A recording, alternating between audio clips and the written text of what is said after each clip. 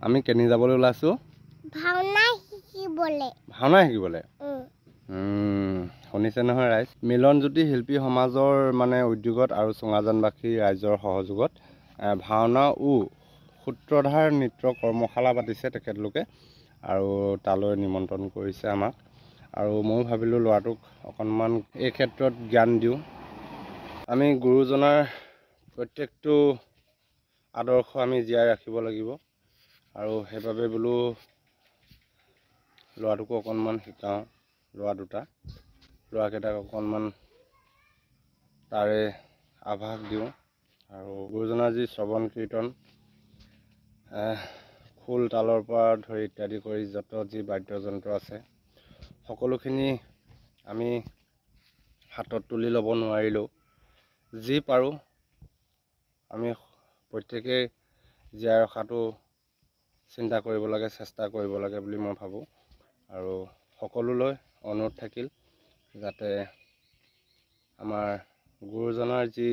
আদৰ্শ জীয়াই ৰাখিবলৈ সকলোৱে যেন প্ৰয়াস কৰে ধন্যবাদ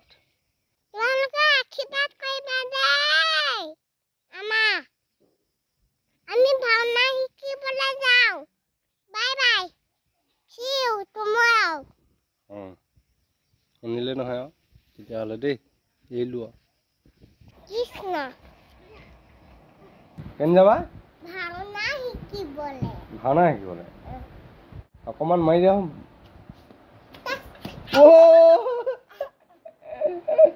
একো নহয় এনেকে নাচে চাবা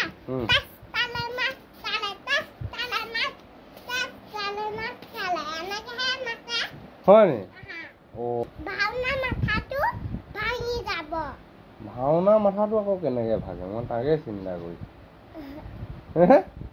আমি মোবাইলত চাইছিলো যে ভাওনা কি হৈ গ'ল যুদ্ধ কৰোঁতে মাথাটো ভাঙি গ'ল যুদ্ধ কৰোঁতে মই ভাবিছোঁ ভাওনাখনৰ যদি মাথাটো ভাগি যায় কি হ'ব কথাটো ভাওনাই নাচিবলৈ নাপাব ঠিকেইতো হয় নহয় ব'লা